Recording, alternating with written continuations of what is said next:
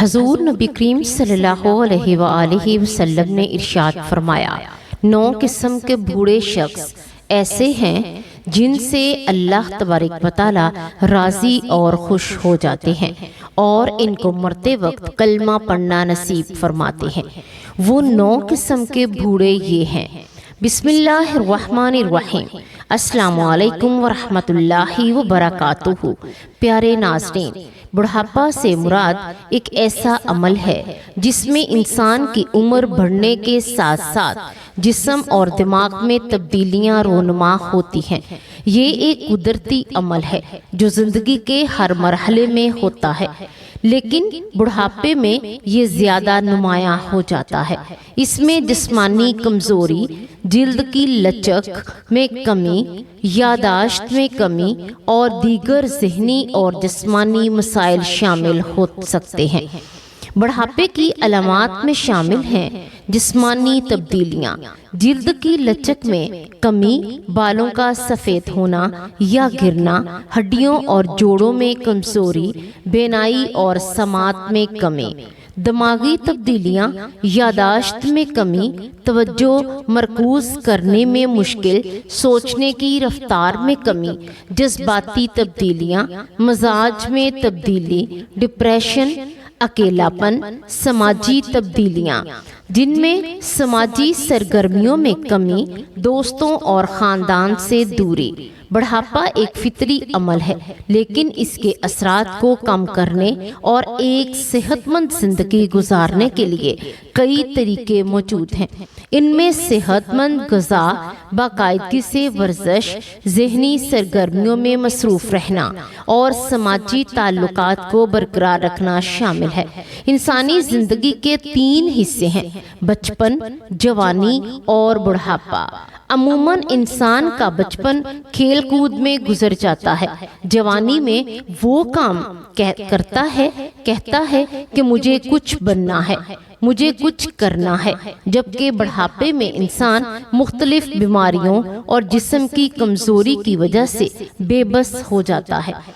دین اسلام نے جہاں انسان کی نماز، روزہ، زکوٰۃ اور دیگر شرعی رہنمائی فرمائی ہے، وہاں پر بوڑھوں کے مقام و مرتبے اور ان کے ساتھ کس طرح پیش آنا ہے اس کی بھی رہنمائی فرمائی ہے۔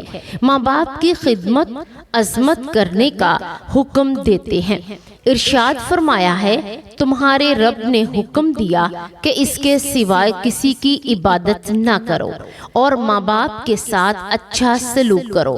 اگر تیرے سامنے ان میں سے کوئی ایک یا دونوں بڑھاپے کو پہنچ جائیں تو ان سے اف تک نہ کہنا اور انہیں نہ جھڑکنا اور ان سے خوبصورت نرم بات کرنا اور ان کے لیے نرم دلی اور عاجزی کا بازو جھکا کر رکھنا اور دعا کرنا کہ اے میرے پروردگار تو ان دونوں پر رحم فرما جیسا کہ ان دونوں نے مجھے بچپن میں پالا۔ بوڑھوں کی عزت کیجیے۔ دین اسلام نے ہمیں بوڑھے والدین کے ساتھ ساتھ رشتہ داروں اور معاشرے میں بھی بوڑھے حضرات کی بھی عزت کرنے کا حکم دیا ہے۔ اللہ پاک کے آخری نبی حضرت محمد صلی اللہ علیہ وآلہ وسلم نے ارشاد فرمایا، بوڑھے مسلمان کی عزت کرنا اللہ پاک کی تعظیم میں سے ہے۔ حضور نبی کریم صلی اللہ علیہ وآلہ وسلم نے فرمایا، وہ شخص ہم میں سے نہیں جو چھوٹوں پر رحم نہ کرے اور ہمارے بڑوں کی عزت نہ کرے۔ فرمایا کہ 4 شخصوں کی تعظیم کیجیے، یعنی رسول اکرم صلی اللہ علیہ وآلہ وسلم سے یہ عمل ثابت ہے۔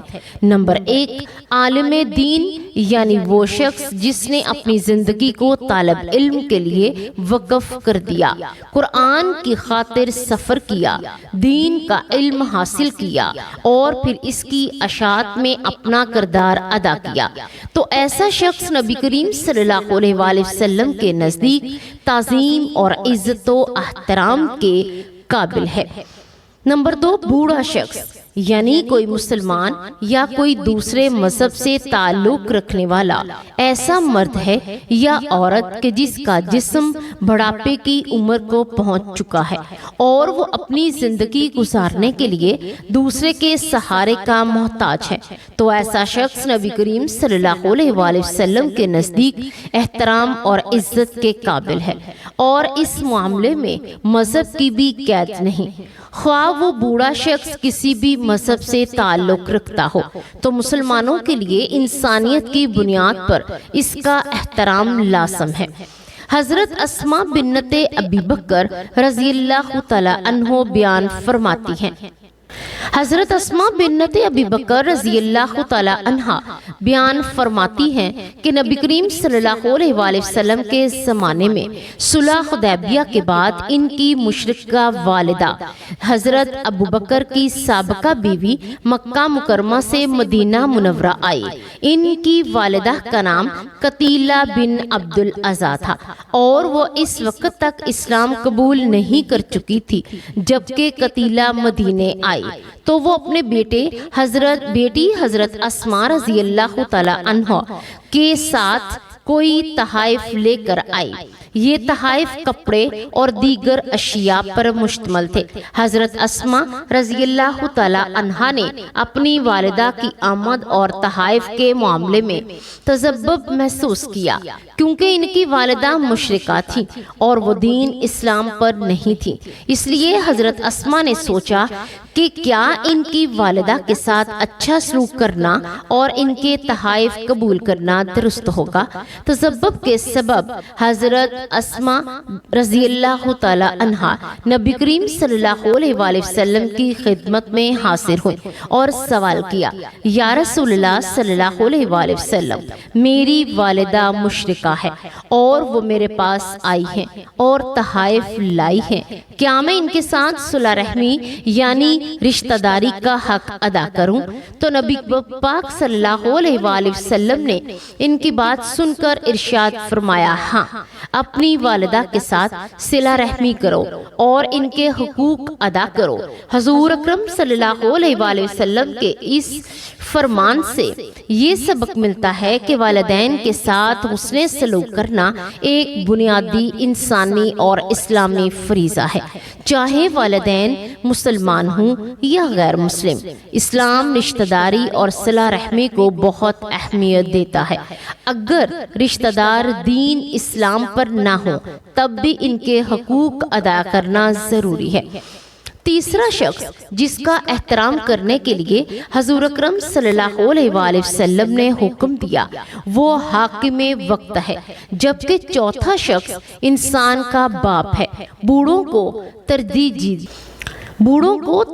دیجیے۔ امام غزالی رحمت اللہ علیہ فرماتے ہیں کہ بوڑھوں کی عزت کا کمال درجہ یہ ہے کہ ان کی موجودگی میں ان کی اجازت کے بغیر نہ بولا جائے۔ حضرت جابر ابن عبداللہ رضی اللہ تعالی عنہ فرماتے ہیں کہ کسی قبیلے کا ایک بزرگ بارگاہ رسالت میں حاضر ہوا اور ان میں سے ایک نوجوان بولنے لگا تو پیارے آقا صلی اللہ علیہ وآلہ وسلم نے ارشاد فرمایا، یعنی تم ٹھہرو، تمہارا بڑا کہاں ہے؟ باحوالہ صاحب الایمان، بوڑھوں کی عزت کر کے اپنی عمر میں اضافہ کیجیے۔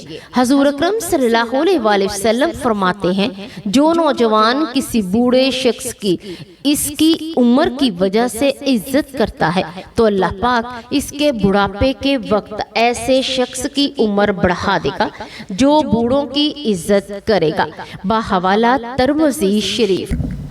امام غزالی رحمت اللہ علیہ یہ حدیث پاک نقل کرنے کے بعد فرماتے ہیں کہ اس حدیث پاک میں لمبی عمر کی بشارت ہے اور اس سے معلوم ہوتا ہے کہ بوڑھوں کی عزت کرنے سے عمر میں اضافہ ہوتا ہے۔ پیارے ناظرین، ایک مرتبہ ایک شخص حضرت علی رضی اللہ تعالی عنہ کی خدمت میں پیش ہوا اور کہنے لگا، میرے بال سفید ہوتے جا رہے ہیں، اس کا کیا مقصد ہے؟ حضرت علی رضی اللہ تعالی عنہ نے فرمایا، فرمایا کہ جب حضرت آدم علیہ السلام زمین پر آئے اور وہ بوڑھے ہونے لگے تو ان کے بال بھی سفید ہونے لگے، اور جب پہلی مرتبہ حضرت آدم علیہ السلام نے اپنے بالوں کو سفید ہوتے دیکھا تو اللہ سبحانہ تعالیٰ سے عرض کی، اے اللہ میرے بال کیوں سفید ہو رہے ہیں؟ تو اللہ تبارک و تعالیٰ نے فرمایا، بالوں کا سفید ہونا بڑھاپے یعنی بزرگی، تجربات میں فراوانی کی طرف اشارہ ہے، اور انسان کا بوڑھا ہونا انسان کی نفسانی خواہشات سے دور کرتا ہے، اور اس بات کو واضح کرتا ہے کہ اس شخص کے پاس زندگی میں تجربات ہیں جس سے مشورہ لے کر آپ اپنے فیصلوں کو بہتر بنا سکتے ہیں۔ اس لیے اللہ تعالیٰ بوڑھوں کے مشورے پسند فرماتے ہیں، یعنی کہ بوڑھوں کے پاس جو تجربات ہوتے ہیں وہ اچھا مشورہ دیتے ہیں۔ حضرت جابر رضی اللہ تعالیٰ عنہ سے روایت ہے، فرماتے ہیں کہ فتح مکہ کے دن سیدنا ابو بکر صدیق رضی اللہ تعالیٰ عنہ کے والد ابو قحافہ کو لایا گیا۔ ان کے سر اور داڑھی کے بال بالکل سفید تھے۔ نبی حضور صلی اللہ علیہ وآلہ وسلم نے فرمایا، اس کا رنگ بدلو اور کالے رنگ سے بچو۔ اسی طرح ایک اور حدیث میں ہے کہ سیدنا عبداللہ ابن عباس رضی اللہ تعالیٰ عنہ سے روایت ہے، حضور اکرم صلی اللہ علیہ وآلہ وسلم نے فرمایا، ایسی قومیں وقت آخر میں آئیں گی جو کالے رنگ کا خضاب لگائیں گی اور جو جنت کی خوشبو سے محروم رہیں گی۔ اس سے یہ واضح ہوتا ہے کہ مختلف رنگ کی مہندی وغیرہ لگائی جا سکتی ہے۔ اسی طرح سے حضرت سیدنا عمر رضی اللہ تعالیٰ عنہ سے روایت ہے کہ نبی کریم صلی اللہ علیہ وآلہ وسلم نے ایک بچے کو دیکھا، اس کے سر کے بال کا کچھ حصہ کٹا ہوا تھا اور کچھ حصہ بچا ہوا تھا۔ آپ صلی اللہ علیہ وآلہ وسلم نے ان کو ایسا کرنے سے منع فرمایا کہ یا تو سارا سر منڈواؤ یا پھر سارا سر چھوڑ دو، اور نبی کریم صلی اللہ علیہ وآلہ وسلم کے اس حکم میں جوان اور بوڑھے سارے لوگ شامل ہیں۔ پیارے دوستوں، ہمیں بھی چاہیے کہ ہم اسلام کی تعلیمات پر عمل کرتے ہوئے بوڑھوں کی عزت اور احترام کریں، اور سفر کرتے ہوئے اگر آپ کو کوئی بھی بوڑھا یا بزرگ مل جائے تو اس کے لیے بیٹھنے کے لیے جگہ چھوڑ دی جائے، اس کی عزت کرتے ہوئے کھڑے ہو جائیں اور ان کو سلام کریں اور ان سے بیٹھنے کا کہیں، اور اس کے پاس کوئی سامان ہے تو اسے خود اٹھا کر ان کی مدد کریں، اس کو اپنی جگہ پر بٹھا دیں، عزت دیں اور ان سے دعائیں لیں۔ مفتی احمد جان خان نائینی رحمت اللہ علیہ فرماتے ہیں کہ اللہ پاک کی بارگاہ میں بوڑھے شخص کی دعا زیادہ قبول ہوتی ہے۔ اللہ کریم سفید داڑھی والے بندے کے پھیلے ہوئے ہاتھ خالی نہیں لوٹاتے۔ اللہ پاک ہمیں اسلام کی روشن تعلیمات پر عمل کرتے ہوئے بوڑھے حضرات کی عزت، ادب اور احترام کی توفیق عطا فرمائے۔ پیارے ناظرین، اسلام میں موت کے وقت کلمہ طیبہ لا الہ الا اللہ کا زبان پر جاری ہونا بہتر انجام کی علامت سمجھا جاتا ہے۔ اس حوالے سے نبی کریم صلی اللہ علیہ وآلہ وسلم کی حدیث اور اسلامی کتب میں مختلف روایات موجود ہیں۔ حضور نبی اکرم صلی اللہ علیہ وآلہ وسلم نے فرمایا کہ بوڑھوں کے 9 اعمال ایسے ہیں جن کی وجہ سے اللہ ان پر راضی اور خوش ہو جاتے ہیں اور ان کو مرتے وقت کلمہ طیبہ نصیب ہو جاتا ہے۔ اس خوش نصیب بوڑھوں میں سب سے پہلا نمبر وہ لوگ ہیں جو اپنی زندگی میں ایمان پر استقامت رکھتے ہیں، ایمان رکھتے ہیں اور اللہ کے ساتھ اپنے تعلق کو مضبوط رکھتے ہیں۔ ان کی زبان پر کلمہ طیبہ جاری ہونے کی قوی امید ہوتی ہے۔ رسول اکرم صلی اللہ علیہ وآلہ وسلم نے فرمایا، جو شخص لا الہ الا اللہ کہتا ہوا دنیا سے رخصت ہوا وہ جنت میں داخل ہوگا۔ بحوالہ صحیح مسلم۔ ایمان کی استقامت اور اللہ کے ذکر پر موت کے وقت جنت کی خوشخبری ملتی ہے۔ بوڑھے افراد جو طویل عمر گزارنے کے باوجود اپنے ایمان پر قائم رہتے ہیں اور ان کے لیے یہ سعادت ممکن ہے۔ نمبر 2، بوڑھوں بوڑھوں کی خدمت کرنے والے، بوڑھے والدین کی خدمت کرنے والے افراد کے بارے میں احادیث میں بہت فضیلت بیان کی گئی، اور ایسے بوڑھے افراد جو اپنی اولاد کو نیکی اور خیر کی طرف رہنمائی کرتے ہیں اور ان کی زبان میں کلمہ جاری ہونے کی قوی امید ہوتی ہے۔ رسول اکرم صلی اللہ علیہ وآلہ وسلم نے فرمایا، تباہی ہے اس شخص کے لیے جس نے اپنے والدین میں سے ایک یا دونوں کو بڑھاپے میں پایا اور ان کی خدمت کر کے جنت حاصل نہ کر سکا۔ بحوالہ صحیح مسلم یہ حدیث ان افراد کی فضیلت کو بیان کرتی ہے جو اپنے والدین کی خدمت کرتے ہیں اور ان کی دعاؤں کا وسیلہ بنتے ہیں۔ ایسے والدین کے لیے نیک انجام کی امید کی جا سکتی ہے۔ نمبر 3، نماز کے پابند بوڑھے۔ ایسے بوڑھے افراد جو اپنی پوری زندگی میں نماز کے پابند رہے ہوں اور ان کے لیے موت کے وقت کلمہ طیبہ زبان پر جاری ہونے کی خوشخبری دی گئی ہے۔ رسول اکرم صلی اللہ علیہ وآلہ وسلم کا فرمان ہے، نماز دین کا ستون ہے، جو اس کو قائم رکھے گا وہ دین کو قائم رکھے گا، اور نماز کی پابندی کرنے والے بوڑھے افراد کے دل اللہ کی ذات سے معمور ہوتے ہیں اور موت کے وقت اللہ کا ذکر ان کی زبان پر جاری رہتا ہے۔ نمبر 4، حقوق العباد کا خیال رکھنے والے۔ ایسے بوڑھے افراد جنہوں نے اپنی زندگی میں دوسروں کے حقوق ادا کیے ہوں اور ان کے لیے بھی نیک انجام کی بشارت ہے۔ رسول اکرم صلی اللہ علیہ وآلہ وسلم نے فرمایا، مسلمان وہ ہے جس کے ہاتھ اور زبان سے دوسرے مسلمان محفوظ رہیں۔ بحوالہ صحیح بخاری۔ حقوق العباد کا خیال رکھنے والے بوڑھے افراد کو اللہ کی رحمت نصیب ہوتی ہے، ان کا خاتمہ ایمان پر ہوتا ہے اور ان کو موت کے وقت کلمہ پڑھنا نصیب ہوتا ہے۔ نمبر 5، قرآن کے حافظ اور قاری۔ ایسے بوڑھے افراد جو قرآن کے حافظ یا اس کے قاری ہیں، انہوں نے اپنی زندگی کا بیشتر حصہ پڑھنے اور پڑھانے میں گزارا ہوتا ہے، ان کے لیے بھی نیک انجام کی بشارت دی گئی ہے اور ان کو اللہ تعالیٰ مرتے وقت کلمہ نصیب فرماتے ہیں۔ رسول اکرم صلی اللہ علیہ وآلہ وسلم نے فرمایا، قیامت کے دن قرآن اپنے قاری کے لیے شفاعت کرے گا۔ بحوالہ صحیح مسلم۔ قرآن کے ساتھ ساتھ تعلق رکھنے والے بوڑھے افراد کی زبان پر اکثر قرآن کے الفاظ اور کلمہ جاری رہتا ہے جو ان کی موت کے وقت بھی جاری رہتا ہے۔ زبان کو ذکر الہی سے تر رکھنے والے ایسے بوڑھے افراد جو اپنی زبان کو ہمیشہ اللہ کے ذکر سے تر رکھتے ہیں، ان کے لیے موت کے وقت میں یہی ذکر جاری رہتا ہے۔ رسول اکرم صلی اللہ علیہ وآلہ وسلم نے فرمایا، اللہ کا ذکر کرتے رہو یہاں تک کہ لوگ تمہیں پاگل سمجھنے لگیں۔ اللہ کے ذکر میں مشغول رہنے والے بوڑھے افراد کے لیے یہ عظیم سعادت ممکن ہے۔ نمبر 6، دعا کرنے والے اور بخشش مانگنے والے۔ ایسے بوڑھے افراد جو اپنے گناہوں پر ندامت کے ساتھ اللہ سے معافی مانگتے رہتے ہیں اور دعا کرتے رہتے ہیں، ان کی زبان پر موت کے وقت کلمہ جاری ہونے کی بشارت دی گئی ہے۔ قرآن پاک میں ارشاد ہوتا ہے، اور جو اپنے رب کے سامنے کھڑا ہونے سے ڈرتا ہے اور نماز کے لیے جھکتا ہے، یہ کیفیت ان کی بخشش کا سبب ہے۔ اور یہ حج اور عمرہ کرنے والے بوڑھے افراد جنہوں نے حج اور عمرہ کیا ہو اور وہاں پر اپنے گناہوں کی بخشش اور مغفرت مانگی ہو اور توبہ کی ہو، ان کے لیے بھی نیک انجام کی بشارت دی گئی ہے۔